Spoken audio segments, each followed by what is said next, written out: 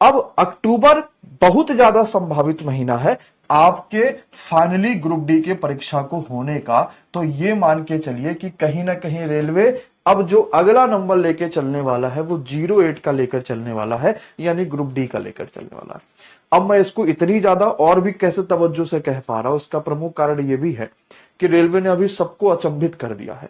कैसे कि सीजीएल का पेपर सीएचएसएल के पेपर के साथ साथ एनटीपीसी 12th लेवल की परीक्षा करा रहा है अभी तक के एग्जाम डेट के हिसाब से, जो कि संभव नहीं था। लेकिन रेलवे ने अगर ये चीज कही है तो या तो वो एग्जाम डेट 12th लेवल की आगे बढ़ा देगा एनटीपीसी वाली, या तो अगर उसने सेम करा दिया ना तब तो फिर ग्रुप डी अक्टूबर ही तय मानो, क्योंकि एसएससी की कोई बहुत बड़ी परीक्षा इस समय पर नहीं है, तो रेलवे ग्रुप डी करवा देगा बड़े आराम से। तो अब आपको अपने दिमाग में टारगेट लेके चलना है कि मेरे पास जुलाई, अगस्त और सितंबर ग्रुप डी के लिए यही मेरे पास समय है, मुझे इसी में अपने आप को मेहनत करनी है और कहीं ना कहीं निकाल के रखना है परीक्षा, क्योंकि बहुत सारे मौके लगातार नहीं आते। आपकी तैयारी बढ़िया चल रही है, आपका रिदम लगातार बना हुआ है, तो कहीं ना कहीं ये मौका दोबारा आपके पास नहीं आने वाला। इसलिए लगातार मेहनत करिए और रेलवे को अगली भर्ती भी देनी है, तो ये पेपर पहले कराएगा ही कराएगा। क्या कोर्ट केस का असर हो सकता है? देखो 27 जुलाई को रेलवे का कोर्ट केस की सुनवाई है, तो आपको यह भी बात पता है कि सुनवाई में दो चीजें हैं। एक तो या तो आईटीआई वाले के पक्ष में फेवर में चीजें जाएंगी, या 10th वाले के फेवर में चीजें जाएंगी, या रेलवे ऐसा भी कह सकता है कि इस बार की जो भर्ती है इसको ऐसे ही चलने देना है, अगली बार इस चीज का विशेष ध्यान रखा जाए। या ऐसा भी रेलवे कह सकता है कि इन भर्तियों पर आईटीआई लगाओ, इन भर्तियों पर 10th लगाओ। अगर ऐसा कुछ हुआ तो यह हो सकता है फिर कि आपका पेपर अक्टूबर से थोड़ा आगे जाए, क्योंकि फिर पूरे भर्ती प्रक्रिया पर कहीं ना कहीं बदलाव के चांसेस हो जाएंगे।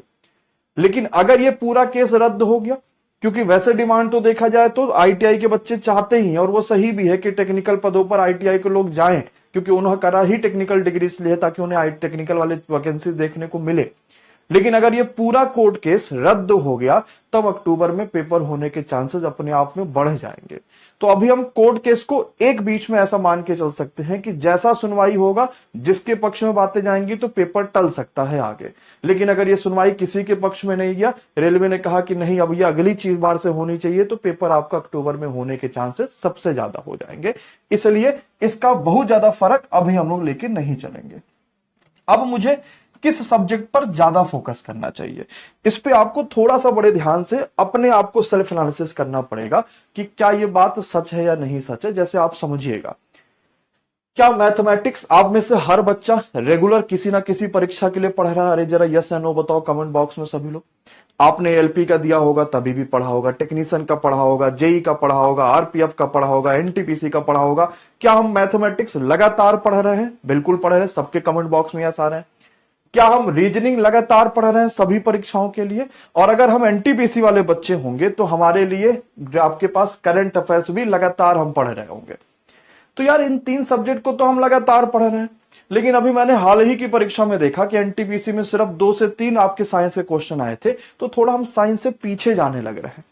लेकिन अगर हम साइंस से पीछे जाएंगे तो मे भी हो सकता है 12th लेवल में साइंस अच्छा पूछ ले, मे भी हो सकता है एनटीपीसी सीबीटी 2 में साइंस अच्छा पूछ ले, और ये तो 100% कंफर्म बात है कि ग्रुप डी का रिजल्ट जो बनाता है वो साइंस ही बनाता है, क्योंकि साइंस में यहां न्यूमेरिकल्स भी आते हैं, साइंस में यहां इक्वेशंस भी आते हैं। तो अगर ग्रुप डी का रिजल्ट कोई सब्जेक्ट बनाता है ना, ये दोनों बच्चा खूब बढ़िया करके आता है, और ये करंट अफेयर्स भी अच्छा करके आता है। हाँ, पेपर थोड़ा अच्छा लेवल का होता है गणित में भी। मैं पहले ही कहता हूं कि भाई ग्रुप डी की गणित में भी कुछ ऐसे क्वेश्चन होते हैं जो एसएससी सीजीएल मेंस वाला बच्चा नहीं हिला सकता, जो एनटीपीसी सीबीटी 2 वाला बच्चा नहीं हिला सकता, ऐसे क्वेश्चन आते हैं। लेकिन जो रिजल्ट मेकिंग सब्जेक्ट है ना, वो तो साइंस ही है। अगर आपने यहां लापरवाही करी तो फिर ये मान के चलना कि मामला कहीं ना कहीं गड़बड़ हो जाएगा, और बच्चा इसी में फेल भी ज्यादा होता है। वो पेपर दे के आता है, न्यूमेरिकल्स में आंसर नहीं बन पाते, इक्वेशंस में कहां 2 जोड़ना कहां घटाना वो नहीं समझ में आता।